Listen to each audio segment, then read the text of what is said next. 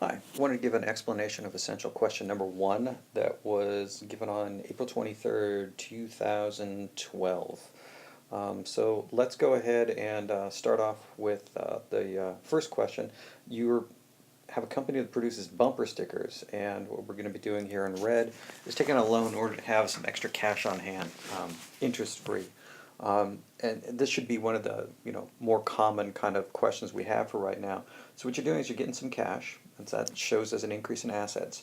But you always have to remember that your liabilities and owner equity changes have to equal to the changes in assets. And so you should see also this increase in liabilities that's there.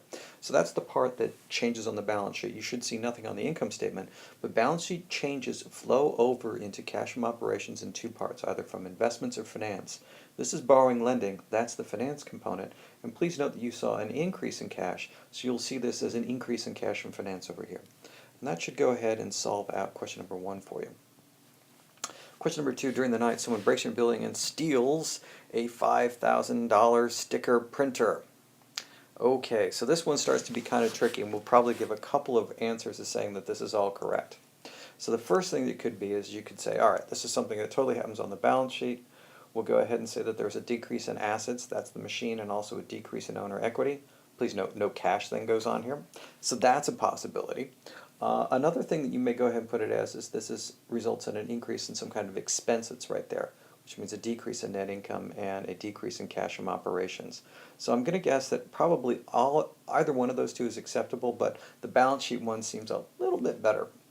So let's go ahead and move on to question 3, which will be in yellow, which is an order of sticker paper arrives which you pay for with a credit card. So this is getting yourself an increase in inventory, that's the sticker paper, and at the same time you're balancing off with an increase in liabilities. So did you notice that it looks almost exactly like question 1? And it should look almost exactly like question 1 on the cash flow statement. And remember, we only have about 8 different kinds of transactions that we commonly put up here, and so you're bound to see a couple of them more than once. Next question, which we'll put in green, we'll go ahead and make a payment on the loan. And this one will actually look the opposite of those other two. So the payment makes it so that there's this decrease in cash. You'll see that reduction in assets.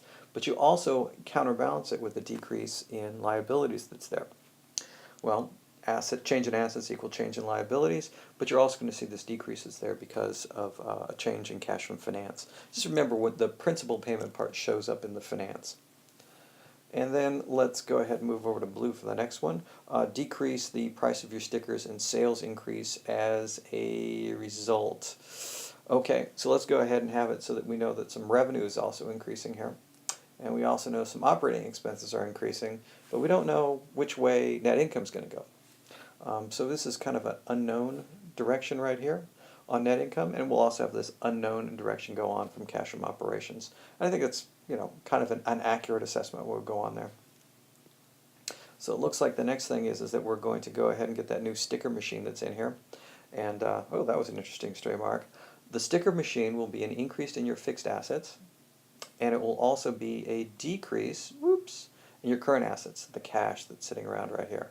So what we're going to do next is go ahead and reflect that balance sheet change on the cash flow statement, and you'll have a decrease in cash from investments. Please note the sign convention is as cash leaves, it's a negative sign. As cash enters, it's a positive sign.